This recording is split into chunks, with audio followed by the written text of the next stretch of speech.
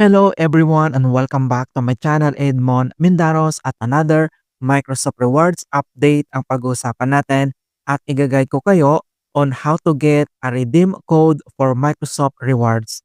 Kung paano ba natin makuha ang redeem code URL link para yun ang gamitin sa pag-redeem na kung ano man yung napili mong choices katulad ng SM vouchers, Robinsons, Pure Gold at marami pang iba. Kaya stay tuned ka lang at start na natin. So ang next step ay kailangan lang natin i-open ang ating Microsoft Edge browser. So once na open mo na itong ating Edge browser, so suggest ko lang guys na mas magandang i-login mo dito yung Microsoft account mo para mas madaling ma-access ang Microsoft Rewards at mas madali na ring mag-redeem dito.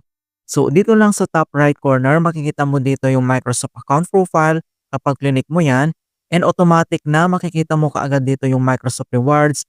And then nandito na rin yung kanyang redeem. So click mo lang dito and then i-follow mo lang yung instruction niya. So ang next step ay kailangan mo lang i-click dito yung Microsoft Rewards. At mariredirect na tayo dito sa Microsoft Rewards homepage. So dito makikita mo kaagad yung available points, yung today's points, yung strike count kung ilan na. And then kung paano ba natin hanapin yung kanyang redeem code URL. So since nakapag-redeem ka na at hindi mo alam kung saan mo titignan yung na-process na redemption mo just in case ay success na. So ang next step, makikita mo dito lang sa gitna itong redeem. So kailangan mo lang i-click yung redeem and then kailangan mo lang mag-scroll down. At dito lang sa left side navigation panel ay kailangan mo lang i-select dito yung order history. So i-click mo lang yan. At dito sa order history ay automatic na makikita mo kaagad dito yung successful na na-process na na-redeem mo na siya. So nandito lahat yung all details. So dito naman ay mayroong informations na you should receive a confirmations email within 24 hours of redeeming. So minsan naman hindi naman talagang umaabot dito ng 24 hours, talagang agad-agad naman ay marireceive ka agad natin. Alright, so nandito yung ating rewards, yung successful na redemptions, kung paano ba natin kunin ang kanyang redemptions URL code. So, dito lang sa right side ay makikita mo dito yung gate code. So, kailangan mo lang i-click yan. And then, makikita mo kaagad lang dito sa baba niya yung redemptions URL.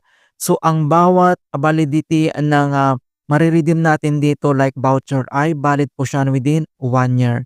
So, okay lang basta wag mo lang makakalimutan na i-redeem dahil sayang naman yan. So, valid po siya within 1 year. So, ang next step ay kailangan mo lang i-click dito yung redemptions URL. So, pag click mo yan, and mariredirect agad ulit tayo dito sa your e-gift details.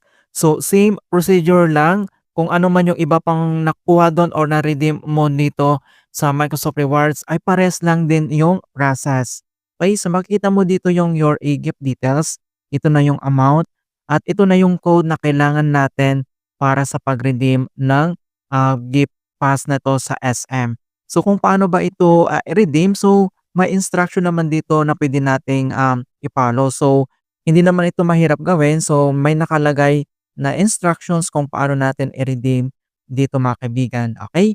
So i-follow mo lang dito, ibigay mo lang yung code and then punta ka lang sa Bills Payment Counter ng SM Store. So, punta ka sa SM Department Store, Customer Service, and then sabihin mo lang doon na magre-redeem ka ng Microsoft Rewards or sabihin mo na magre-redeem ka ng SM voucher. And then, ipipresent mo lang yung gift code mo and then ibabalidate nila. Pagkatapos ng validations and then mag-present ka lang din ng isang one valid ID. So, any valid IDs ay pwede nating gamitin. So, kapag okay na, din ibibigay naman kaagad sa iyo yung na-redeem mo na SM Gift Pass voucher. So, napakadali lang naman. So, sa paggamit naman ng voucher, so hindi lang naman mismo sa SM, marami pang ibang participating store na pwede natin paggamitan yon. So, hindi lang naman mismo doon sa hypermarket at marami pang iba. So, mababasa mo dito sa kanyang terms and conditions kung paano natin yung kanyang redemptions mga kaibigan, nandito lahat.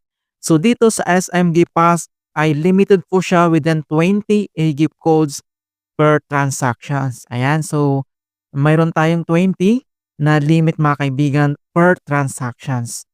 Ayan, so ganun lang po kasimple mga kaibigan kung paano natin makuha ang redemptions code URL dito sa Microsoft Rewards. In hope na nakapagbigay ako ng konting kaalaman at guide tungkol sa Microsoft tutorials. Thank you guys and see you in my next tutorials.